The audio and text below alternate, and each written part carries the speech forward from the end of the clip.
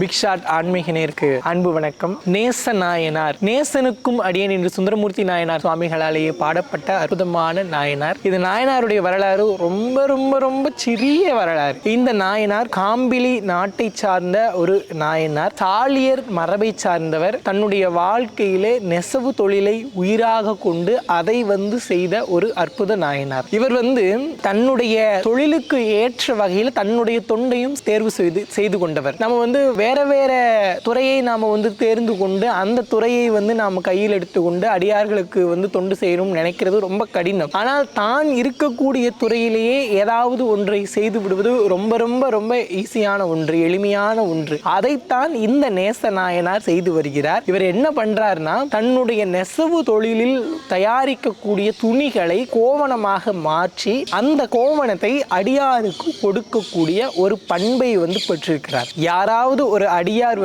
நைந்த ஆடையோ அல்லது துணியை சரியான துணி இல்லாமையோ சிவபெருமானை வழிபடுவதை இவர் பார்த்து விட்டார்னா போதும், உடனடியாக சென்று தன்னுடைய வீட்டில் இருக்கக்கூடிய துணியை கோவணமாக மாற்றி அந்த அடியாருக்கு பல நாட்களுக்கு துணி இல்லை அப்படிங்கிற ஒரு இல்லாமையை போக்கக்கூடிய ஒரு அற்புத தொண்டை செய்கிறார். இப்படி பல நாள் செய்து வரார். வாழ்க்கையில பிறந்தது தொழில் செய்வதற்கு, மற்றொன்று இறைவனுக்கு தொண்டு செய்வது. அப்ப இறை தொண்டு அப்படிங்கிறது என்ன? அடியார் தொண்டு, இறைவன் தொண்டு. அடியாருக்கு நாம் என்னென்னலாம் கொடுக்கிறோமோ அதெல்லாம் இறைவனுக்கும் கொடுத்தது. திருமூலர் சொல்றார் இல்லையா, படமாட கோயில் பகவர்க்கு ஒன்றியின் நடமாட கோயில் நம்பர்க்கு ஆகா, நடமாட கோயில் நம்பர்க்கு ஒன்றியின் வடமாட கோயில் பகவர்க்கு ஆகுமேன்னு சொல்வதை போல நடந்து கொண்டிருக்கக்கூடிய இறைவனை நாம் கொடுக்க வேண்டும். அதாவது நடந்து கொண்டிருக்கக்கூடிய அடியாராகிய இறைவனுக்கு நாம் கொடுக்க வேண்டும். அதுவே நமக்கு அருள் பாலித்து கொண்டிருக்கக்கூடிய இறைவனுக்கு கொடுக்கப்பட்டதுன்னு சொல்லி தன்னுடைய வாழ்நாளுடைய இறுதி காலம் வரை